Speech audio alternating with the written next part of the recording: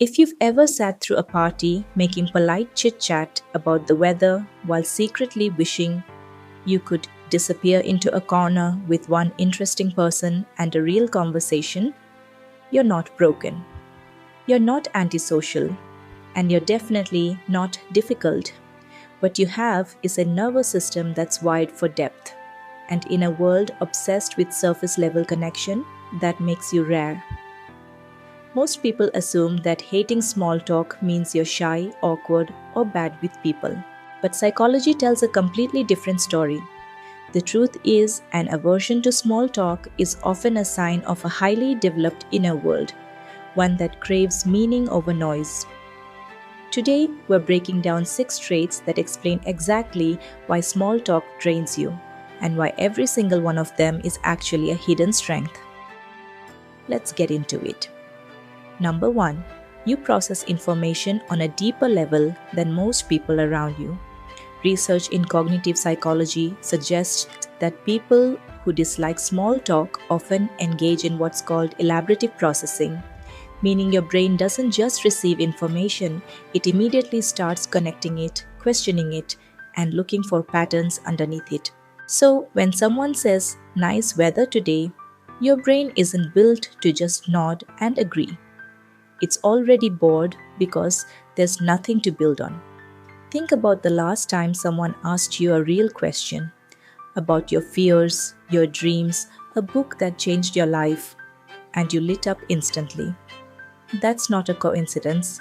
That's your mind finally getting the fuel it actually runs on. Number 2, you have a lower tolerance for social performance.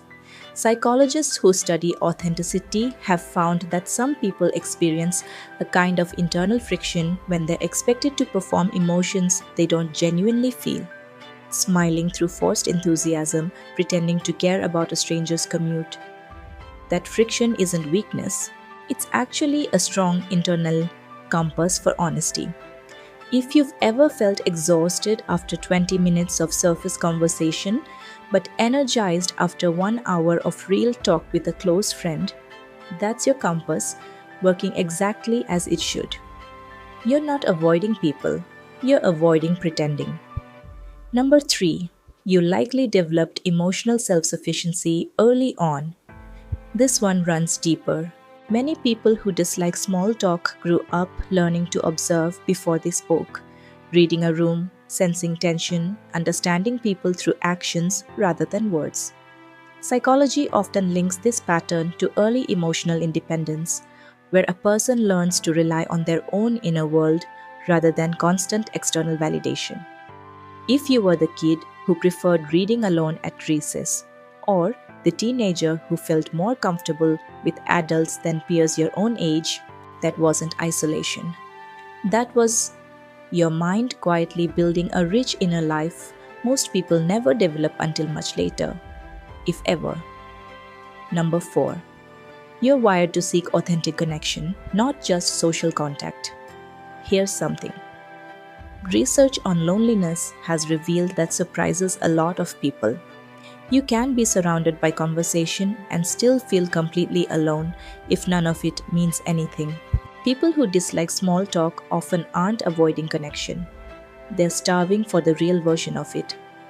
Studies on relationship satisfaction consistently show that a small number of deep, honest relationships predicts well-being far better than a large number of casual ones. So, when you find yourself uninterested in networking events but fully alive during a 2 a.m. conversation about life, purpose, or pain, that's not social failure. That's your nervous system telling you exactly where genuine connection lives. Number 5, you likely have heightened emotional intuition. People who avoid small talk often unconsciously sense the disconnect between what someone is saying and what they're actually feeling.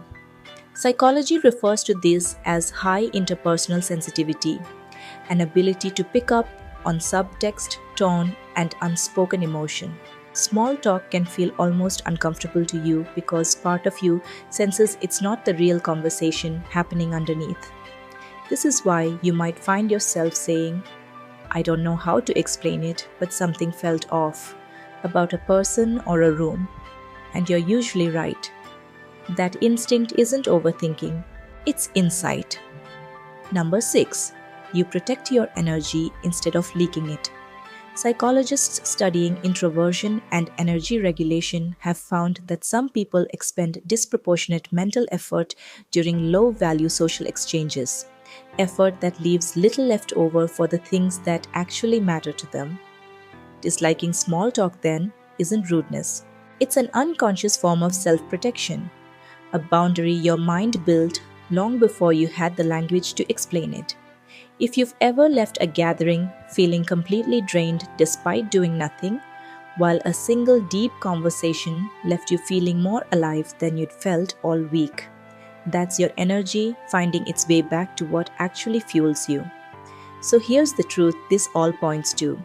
If small talk drains you, it's not because something is missing in you. It's because something is already fully formed in you, a depth, an honesty, an intuition that most people spend their whole lives trying to develop. You didn't fail at connection. You simply refused to settle for the shallow version of it. The next time someone calls you too intense or hard to read at a party, remember, you're not the problem. You're just speaking a different language, one built on truth instead of noise. If this video helped you understand yourself a little better, that's exactly what this channel is here for. Subscribe for more videos like this one, where we break down the hidden psychology behind who you really are and why the traits you thought were flaws might actually be your greatest strengths.